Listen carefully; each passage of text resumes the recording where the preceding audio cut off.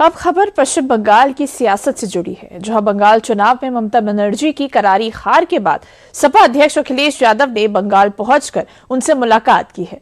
वहीं ममता बनर्जी की हार के लिए चुनाव आयोग पर सवाल उठाने वाले उनके बयान पर सियासी बयानबाजी तेज हो गई है। मैं अभी आर्यन दीदी से मिलकर के आया हूँ। अभिषेक जी मेरे साथ।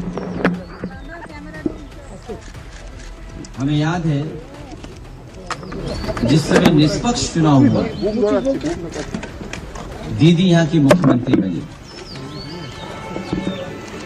और आज हम लोगों को सबको मिलकर के जो इलेक्शन में बेईमानी हुई है उसके लिए खड़ा होना पड़ेगा। बंगाल के चुनावी नतीजों के बाद गरमाए सियासी माहौल के बीच जब गुरुवार को सपा अध्यक्ष अखिलेश यादव ने बंगाल की धरती पर कदम रखा तो ममता बनर्जी से हुई मुलाकात के बाद पहली फुर्सत में तो चुनावी नतीजों पर ही सवालिया निशान लगाने का काम किया और फिर चुनावी मैदान में बंगाल की जनता की ओर से ठुकराई गई ममता बनर्जी की हार की ठीक राह चुनाव आयोग पर फोड़ दिया। ईमानदारी से इलेक्शन जब हुआ, इलेक्शन कमीशन ने जब इलेक्शन कराया तो वो जीती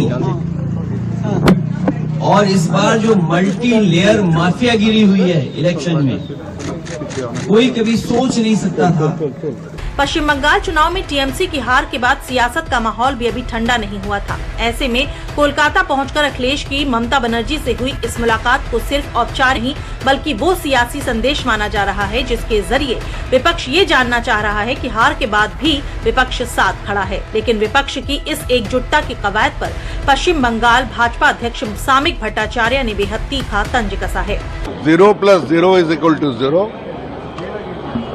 0, 0 रिजल्ट इज 0।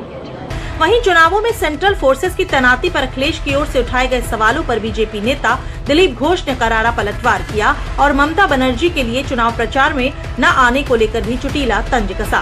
लोकतंत्र था क्या बंगाल में, तो फिर इतनी फोर्स क्यों मंगाई गई, क्यों अदालत में भागती है ममता बनर्जी? इसलिए जो पास्ट है। अब अखिलेश जी तो पहले आए थे, दीदी को हरा के गए, अब बचा ही क्या है, कुछ तो है नहीं। कुल मिलाकर बंगाल चुनाव के बाद अब राजनीति का नया दौर शुरू हो रहा है। एक तरफ बीजेपी की मजबूत जीत है तो दूसरी तरफ विपक्ष अपने आप को फिर से खड़ा करने की कोशिश में है। ऐसे में बार पलटवार का दौर रफ्तार में है जो हाल फिलहाल में तो थमने वाला नहीं है।